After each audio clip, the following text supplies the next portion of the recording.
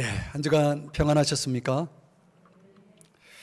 안타깝지만 우리가 또 이 현실을 잘 또 수용하고 인정하고 여러분들에게 광고 드린 대로 담대하게 평안함 가운데서 또 우리가 이 기간을 잘 극복해 나갈 수 있기를 주의 이름으로 축복합니다. 오늘 주의 말씀을 통해서 힘을 얻었으면 좋겠습니다. 저널리스트 권석천 그가 쓴 책이 하나 있는데요. 사람에 대한 예의라는 책입니다. 사람에 대한 예의. 그 책에서 저자가 말하기를 인간이란 성냥개비로 지은 집과 같다 이렇게 말했습니다. 여러분 성냥개비로 집을 지어본 적 있죠? 말하자면은 마음속에 작은 나사 하나만 틀어줘도 망가지는 존재와 같다 이렇게 설명을 하더라고요. 그렇기 때문에 나를 지키는 삶, 나를 지키며 사는 것이 중요하다라고 저자는 강조를 합니다. 근데 나를 지켜나가고 또 너를 지키기 위해서 우리에게 필요한 것이 뭐냐? 그게 저자가 강조하는 게 예의입니다. 사람에 대한 예의. 사람을 사람으로 대하는 것. 말하자면 사람에 대한 존중심이죠. 사람에 대한 존중감. 이런 것들이 중요하다라고 역설을 합니다. 우리의 현실은 어떻습니까? 여러분이 살아가는 여러분의 삶의 현장 속에는 사람에 대한 존중감이 있습니까? 사람을 귀하게 여기는 것 같습니까? 현실에서 벌어지는 여러 가지 그런 사건들을 보면은 정말 사람에 대한 존중감이 없다라는 생각을 하게 하는 일들이 우리 주변에 종종 일어나는 것을 봅니다. 그래서 오늘 본문을 특별히 묵상하게 되었는데요. 오늘 본문에 등장하는 디도라는 사람은 그 이름의 뜻이 존중, 공경 이런 뜻이 있습니다. 그래서 그 이름대로 디도는 아주 존중할 만한 또 공경받을 만한 그런 인생을 살았다는 것을 알 수가 있습니다. 성경에 이 디도라는 사람의 이름이 얼마 되지 않거든요. 이렇게 등장하는 기록 사건이 그렇게 많지 않습니다. 그럼에도 불구하고 그가 우리에게 던지는 아주 큰 메시지, 교훈이 있기 때문에 이 디도의 그 동선을 그가 등장하고 있는 그런 여러 가지 기록들을 묵상해 보니까 우리가 배울 수 있는 그런 인격, 그런 사람됨에 대한 교훈이 굉장히 풍성하게 있는 사람임을 알 수가 있습니다. 그래서 제가 이제 개인적으로 말씀을 묵상하면서 또 새벽 기도하면서 받은 은혜를 여러분들과 같이 나누려고 합니다. 디도라는 사람의 그 인격, 그 사람됨을 통해서 우리가 배울 수 있는 게 뭐가 있을까요? 오늘 본문에서 함께 생각해 보겠습니다. 첫 번째는요, 신뢰를 주는 사람입니다. 신뢰를 주는 사람. 그러니까 사람이 이렇게 믿을 수 있다는 게 참 중요한 거 아닙니까? 근데 이 디도라는 사람이 개입이 되면 문제가 해결이 되는 거예요. 이 사람만 있으면 문제가 해결된다. 일종의 해결사 역할을 하는 거죠. 살다 보면 어떤 분들은 문제를 만들어내는 경우가 있잖아요. 문제를 만들어내는 사람을 가리켜서 우리가 트러블 메이커라고 보통 얘기를 하죠. 문제를 자꾸 만들어냅니다. 근데 반대로 문제를 해결하는 사람, 이 프로블럼 우리가 솔버라고 이렇게 얘기를 하는데 프로블럼 솔버. 그냥 문제를 해결해 주는 사람, 이런 사람을 우리가 해결사라고 보통 얘기를 하죠. 이 디도가 바로 그런 사람이었다는 거예요. 갈라디아서 2장 1절의 말씀을 한번 참고해 보면 바울이 예루살렘 교회에 올라가는 일이 생기는데요. 그때 바나바와 함께 디도를 데리고 갔다 이렇게 말씀을 하죠. 근데 왜 예루살렘에 올라갔는가? 사도행전 15장 1절의 말씀에 보니까 이 할례와 관련된 문제가 생겼던 것 같아요. 설명드리면 이방인들이 구원을 받기 위해서는 할례를 받아야 하느냐 하는 그 문제를 논의하기 위해서 예루살렘 교회를 방문하게 되는데, 그때 그 회의의 참석자로서 디도를 데리고 갔다는 거예요. 자, 여러분 할례라는 거 들어보셨죠? 할례는 유대인들이면 다 받는 것인데요, 하나님의 백성됨의 표시로서 몸에 지니는 의식을 얘기합니다. 굳이 자세하게 설명하지 않아도 여러분이 아실 겁니다. 몸에 지니는 의식이지만 사실은 성경이 진정으로 강조하고 싶었던 것은 예레미야 4장 4절에 보면은 몸의 할례가 아니라 마음의 할례를 강조했다는 걸 알 수 있거든요. 그 의미를 잘 설명해 준 성경이 로마서 2장 29절의 말씀인데요, 거기 보면 참 유대인, 할례의 진정한 의미가 뭐냐면 마음이 하나님과 올바른 관계에 놓여 있는 사람, 이게 진정한 할례라는 거죠. 마음과 생각이 완전히 변화된 사람, 그의 생활이 변화된 사람, 바울이 설명하는 참된 할례라는 것이 바로 이런 의미라는 것입니다. 당시 이 유대교 출신의 그리스도인이 있었고 이방인 출신의 그리스도인들이 있었는데요, 유대교 출신의 그리스도인들은 당연히 유대인이었기 때문에 할례를 받았고, 그들은 그 할례를 통해서 내가 하나님의 백성이라는 의식이 이미 들어가 있는 사람이죠. 반면에 이방인 출신의 그리스도인들은 예수를 믿음으로 구원을 받는다라고 하는 차원에서 예수를 믿었고, 그리고 그들은 할례를 받을 이유가 없었다는 것입니다. 사도행전 16장 31절에 말씀하는 것처럼 주 예수를 믿으라, 그리하면 너와 내 집이 구원을 받으리라 그랬거든요. 믿습니까? 그러니까 예수를 믿으면 구원을 받는 거예요. 요한복음 1장 12절에도 영접하는 자 곧 그 이름을 믿는 자들에게는 하나님의 자녀가 되는 권세를 주셨으니 이렇게 말씀하잖아요. 이 복음은 오직 예수를 믿고 그분을 영접하면 구원을 받는다고 선포하는 거거든요. 믿습니까? 그러니까 오늘 우리가 예수를 믿음으로 구원을 받은 저와 여러분이 볼 때에 이 유대교 출신의 그리스도인들 가운데 소위 유대주의자라고 말하는 사람들이 주장하기를 무슨 소리냐, 구원의 조건으로 믿음만 있으면 안 되고 할례도 있어야 된다라고 주장을 했다는 겁니다. 이거는 완전히 복음의 자유를 해치는 그런 차원이었거든요. 그래서 이 문제를 바로잡기 위해서, 논의하기 위해서 이제 바울이 예루살렘 교회로 가는데, 거기 갈 때 이방인 출신의 그리스도인인 디도를 데리고 왔다는 거예요. 이유가 뭐겠습니까? 디도는 갈라디아서 2장 3절에 보면은 구원을 받은 이방인 출신의 그리스도인이지만 할례를 받지 않았다 그랬어요. 이 내용은 말하자면 그런 거죠. 왜 디도를 데려갔는가? 디도는 할례를 받지 않고도 구원받은 사람으로서 얼마든지 하나님 백성다움으로 사는, 말 그대로 인정을 받을 수 있는 사람, 그런 사람의 샘플이었다는 거예요. 굳이 내가 하나님의 백성이라고 하는 그런 표시를 몸에 지니지 않아도 내가 예수 믿고 구원받으면 나는 당연히 하나님의 자녀요, 하나님의 백성이라는 그런 표시를 내 삶을 통해 보여줄 수 있는 충분한 그런 어떤 조건을 가지고 있는 사람, 바로 이게 디도의 삶이었다는 것입니다.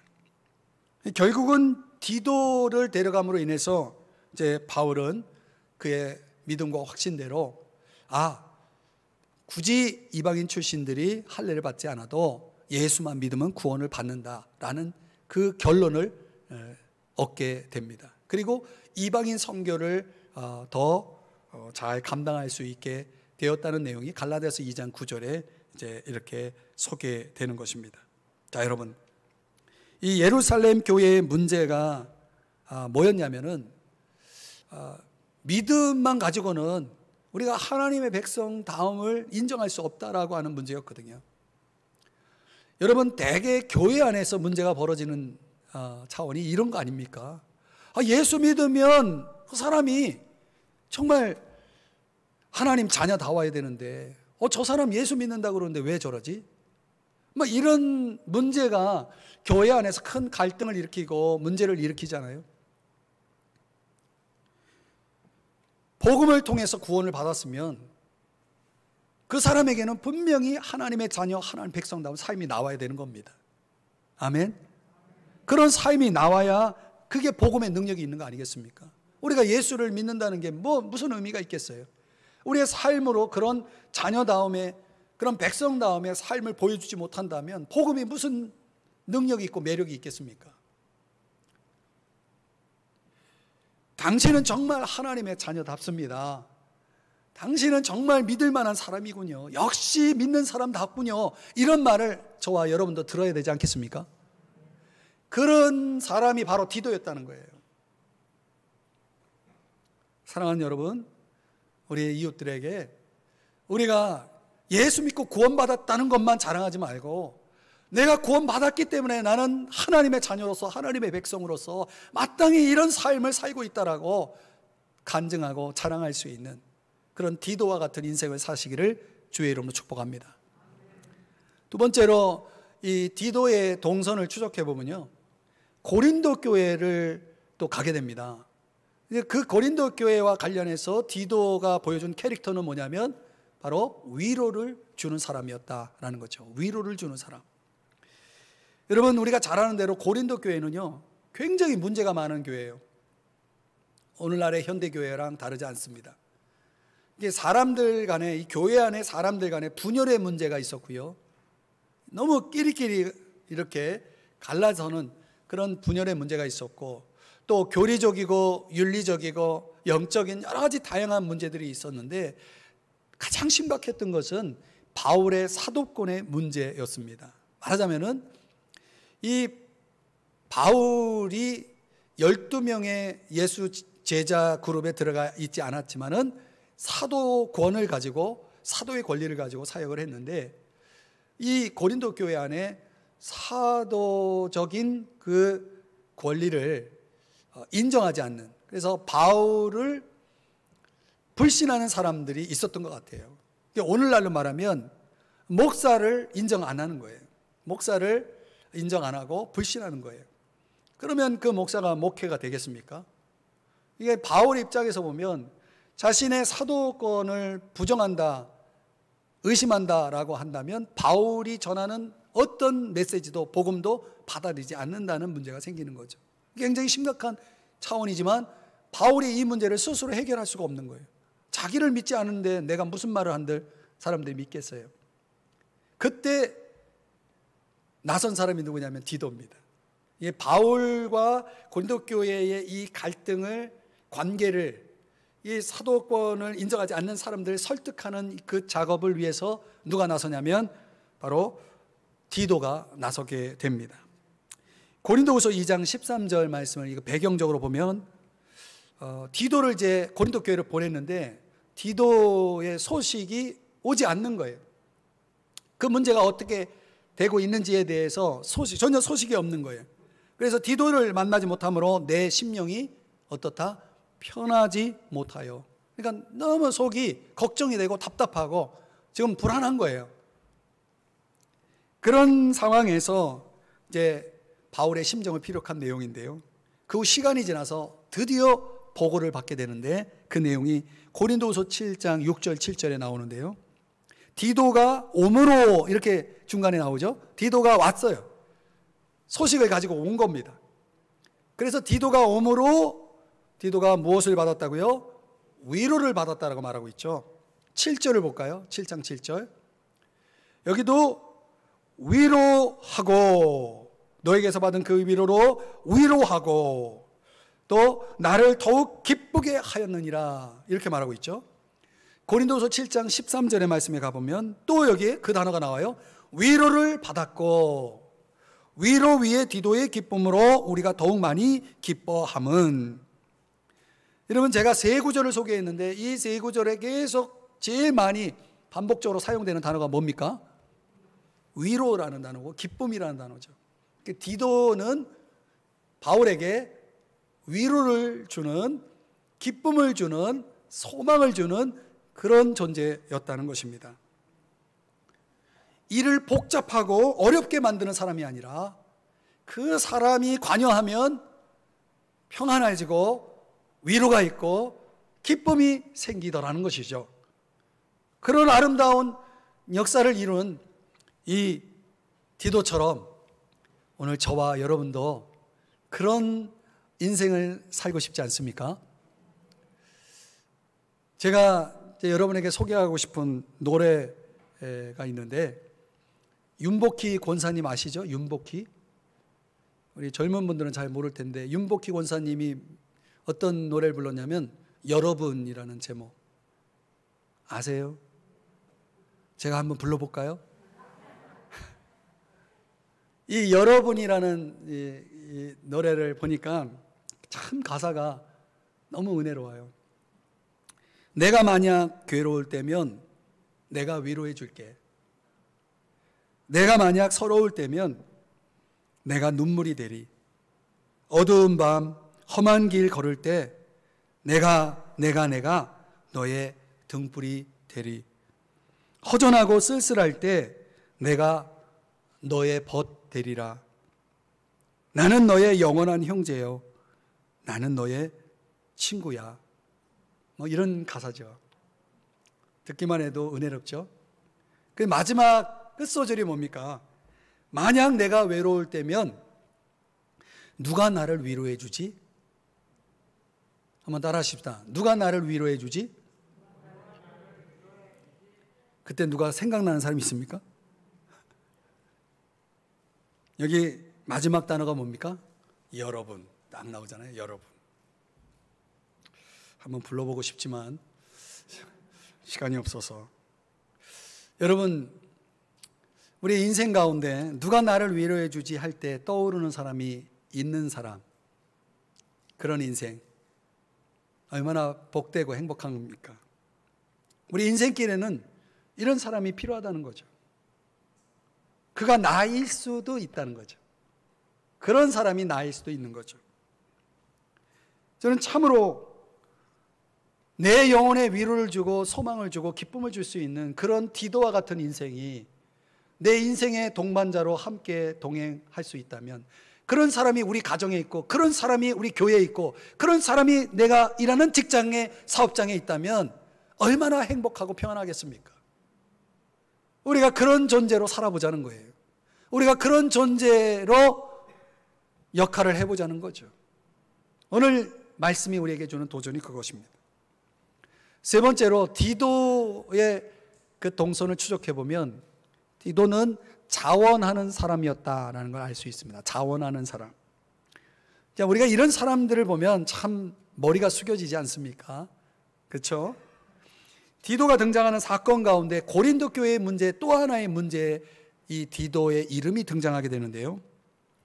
자, 설명하자면 이런 겁니다. 저를 보시죠.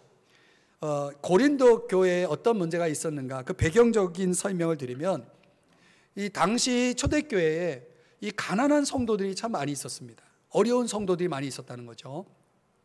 그 가난한 성도들을 구제하는 일에 이제 그 구제 헌금을 모금하는 일들을 이제 그 교회들이, 초대교회들이 열심히 최선을 다하고 있었습니다. 특별히 열심을 내었던 교회들이 마게도냐 지역에 있는 교회들, 데살로니가 교회, 빌립보 교회, 베레아 교회, 이런 교회들이, 그 교회들이 가난한 성도들이 많은 교회였음에도 불구하고, 소위 가난한 교회였음에도 불구하고 아주 최선을 다해서 어려운 사람을 도우려고 이렇게 최선을 다했다는 것입니다. 그런데 그 교회들에 비하면 훨씬 부자 교회인 고린도 교회가 자기들도 돕겠다라고 말은 해놓고 액션을 취하지 않는 거예요. 자기들도 구제헌금 하겠다라고 말은 해놓고 하지 않으니까 이 바울 입장에서 좀 어려운 사람들을 많이 도와야 되는데, 그러려면 좀 큰 교회가 나서서 좀 도와야 되는데 저렇게 말만 해놓고 하지 않으니 목회자 이 바울이 볼 때는 굉장히 답답한 거죠. 그렇다고 목사가 나서서 당신 헌금하라고 이렇게 할 수도 없는 상황에서 이 바울 입장에서는 답답한 그런 마음을 가지고 있던 터에 누가 나섰어요? 디도가 나섰다는 것입니다. 성경을 한번 볼까요? 고린도후서 8장 16절 17절에 보면, 너희를 위하여 같은 간절함을 디도의 마음에도 주시는 하나님께 감사하노니 17절을 보니까 그가 권함을 받고 더욱 간절함으로 자원하여 너에게 나갔고. 여러분, 구제연금을 걷는 일, 이런 일을 자원하여 나섰다. 이게 사실 여러분, 우리가 인생 살면서 어떤 사람에 가서 돈 부탁하는 거 쉬워요, 어려워요? 어렵잖아요. 이거 사실 아무나 못하는 일이거든요. 저는 이제 목회하면서 제일 부담되고 힘든 것이 헌금 관련해서 성도들에게 어필하는 거거든요.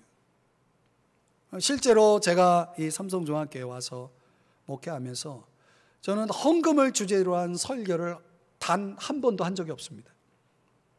물론 이제 강해 설교를 하다 보니까 본문에 헌금에 대한 이야기가 나오면 제가 아주 유하게 좀 보편적인 그런 진리로 제가 다시 재해석해가지고 그렇게 설교를 많이 해왔어요. 심지어 우리가 교회 성전을 건축할 때에도 우리 성도들에게 작정 헌금이라는 거 하지 않았습니다. 그러니까 하나님이 채워주실 거니까 우리는 열심히 기도하고 전도하는 일에 힘쓰자 해서 우리 교회가 정말 이렇게 지금까지 이렇게 평안하게 잘 이루어져 왔습니다.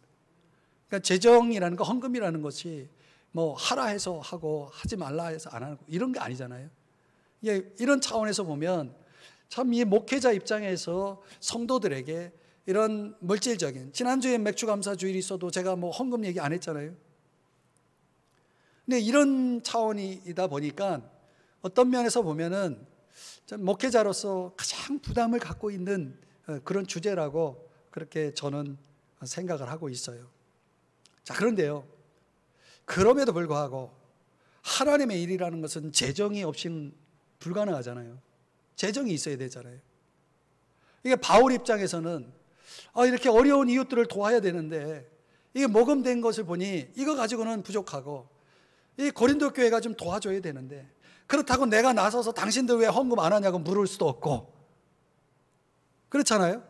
그런 답답한 마음을 갖고 있던 터에 디도가 바울 선생님, 제가 갔다 오겠습니다. 제가 가서 고린도 교회 성도들을 설득해서 이 구제 헌금을 할 수 있도록 하겠습니다.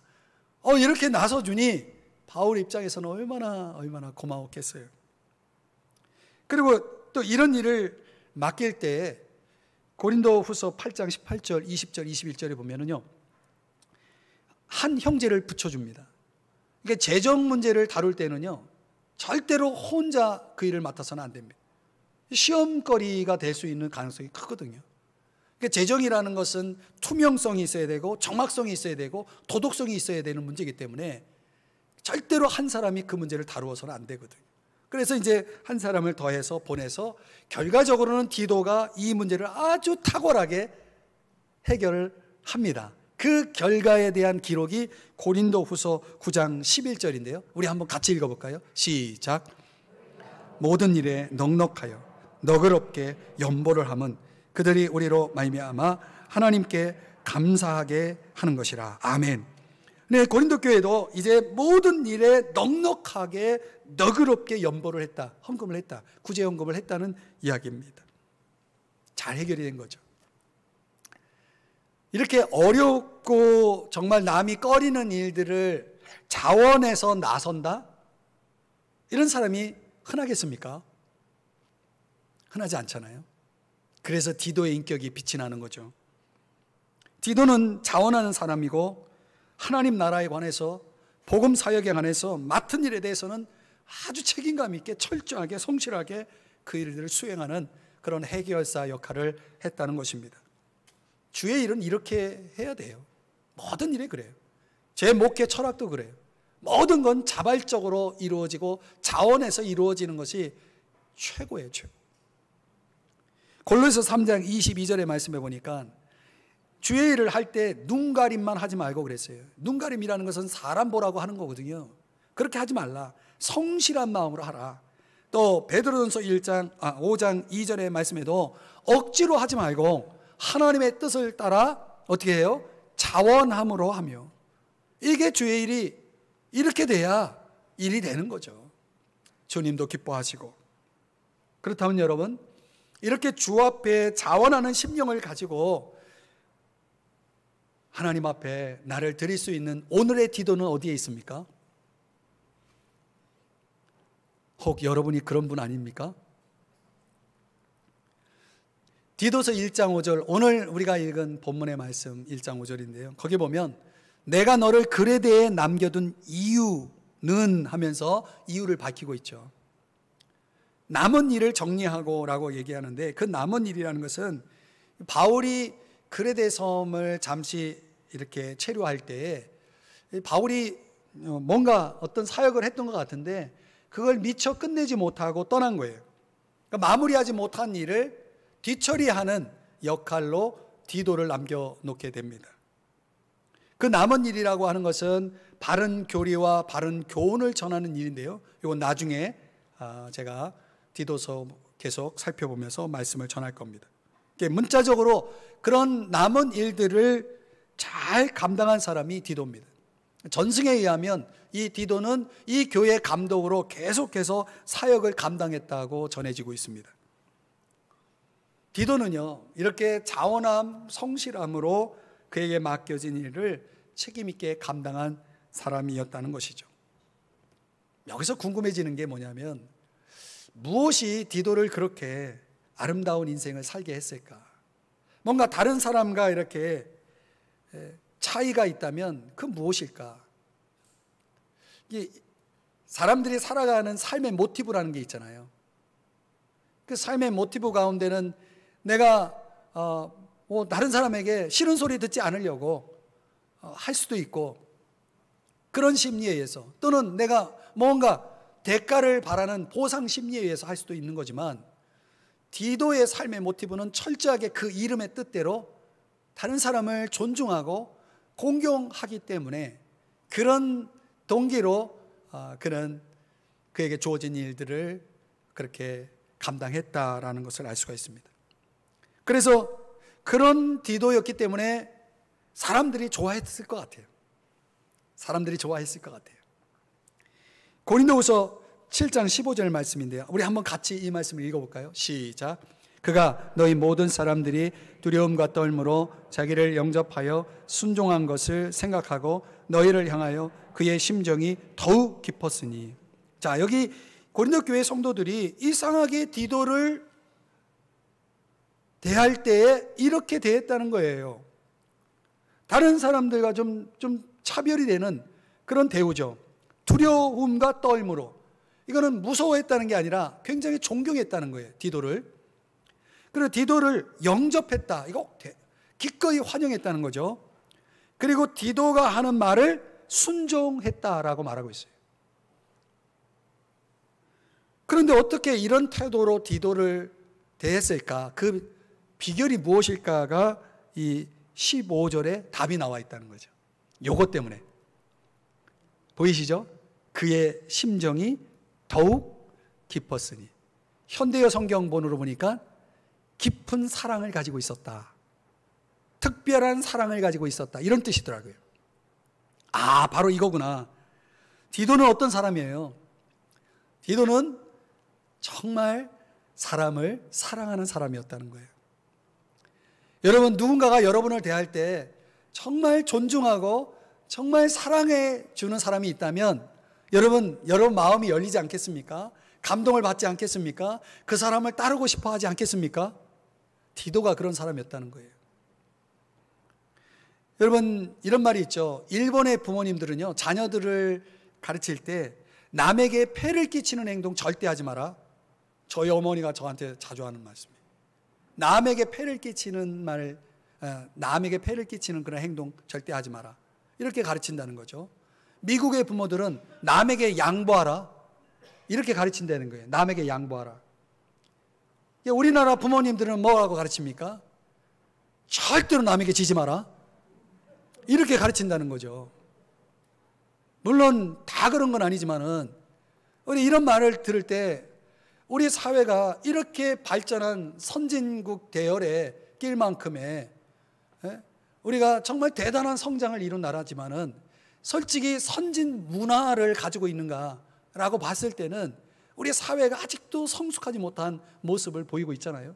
저는 이것이 이렇게 남에게 절대 지지 말라라고 하는 이런 경쟁 구도의 어떤 가치관이 우리 사회의 면면에 깊이 파고들어서 이렇게 남을 존중하고 배려하고 양보하고 이런 걸 잘 못하는 것이 아닌가, 그런 생각을 조심스럽게 해보게 됩니다.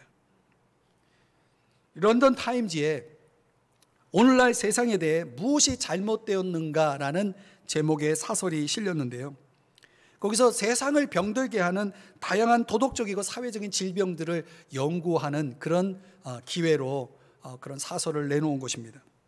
그 사설은 수학적 질문을 통해서 독자들의 대답을 구했는데요, 거기에 유명한 체스터튼이라고 하는 그런 저술가가 있습니다. 근데 이 체스터튼이 보낸 답장이 이런 답을 보냈다는 겁니다. 세상의 문제가 무엇이냐고요? 바로 내가 문제이지요. 체스터튼 드림, 이렇게 답장을 보냈다는 것입니다. 내가 문제이죠. 여러분, 두말할 것이 없이 세상에서 벌어지고 있는 그 문제들의 핵심을 깊이 들어가 보면 내가 문제이죠. 안 그렇습니까? 여러분, 인정이 되십니까? 우리 각자가 지니고 있는 문제의 원인을 깊이 들어가 보면 결국은 내 속에 있는 죄성이라는 거죠. 죄성이 문제인 거죠. 내 자아가 죄성으로 덮인 자아이기 때문에, 다시 말하면 너무나 자기중심적이고 자기본의적이고 자기이기적인 그런 자아를 가지고 살고 있기 때문에 누군가를 배려하고 누군가에게 양보하는 것이 그게 쉽지 않은 거예요. 다른 사람들을 깊이 배려하고 존중하는 이런 인격적 삶을 보여준 사람이 바로 디도였다. 그 어떻게 극복했을까? 그게 사랑이라고 봅니다, 저는. 사랑하기 때문에 가능했다는 거죠. 여러분, 내가 누구를 사랑하면 배려하게 돼 있습니다. 여러분이 가정이든 직장이든 사업장이든 보세요. 교회든 내가 저 사람을 사랑하면 저 사람에게 양보하고 싶고 저 사람에게 배려하고 싶고 저 사람을 위해서 내가 희생하고 싶은 거 아니겠습니까? 바로 이게 답이라는 거죠. 이게 답이에요. 디도가 정말 사람을 존중하고 사랑했기 때문에 사람들은 마음이 열리고 감동이 되고, 그리고 저가 무엇을 말하든지 그렇게 해야죠 하고 따랐다는 것이죠. 우리가 인생의 문제를 이렇게 풀어갈 수 있어야 되는 것입니다. 이제 말씀을 정리해 보겠습니다. 여러분, 철물점에 가면 경첩이라는 게 있습니다. 경첩이 뭡니까? 여닫이문을 이렇게 달 때 문짝에 하고 그 문틀에 이렇게 다는 게 경첩 아닙니까?